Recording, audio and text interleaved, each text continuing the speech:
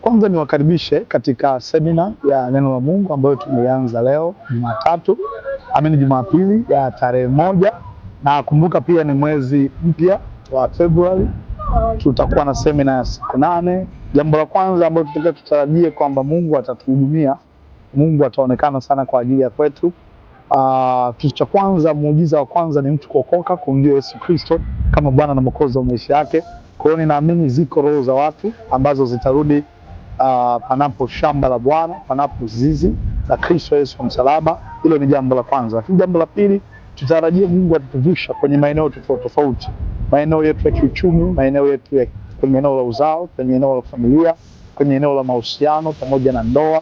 Tunaamini kabisa Bwana atatugusa kwa kupitia maombi na mafundisho tofauti tofauti ambayo yatakuwa yanaendelea mahali hapa. Kwa hiyo niseme tu kwa wiki hili ni vyema na ni vizuri kuweka ratiba zako. Wanapojiri saa 11 ya jioni, tafadhali uwepo kanisani hapa.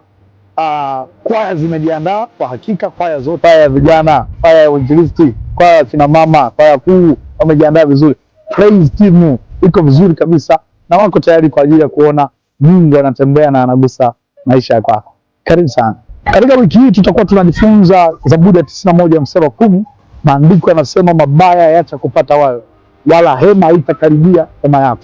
Tunaamini kabisa kupitia andiko hilo la Zaburi 91 mstari wa 10, ubaya hautatajwa kwako 2026, wala hema haitakaribia nyumba yako. Usalama na amani vitatawala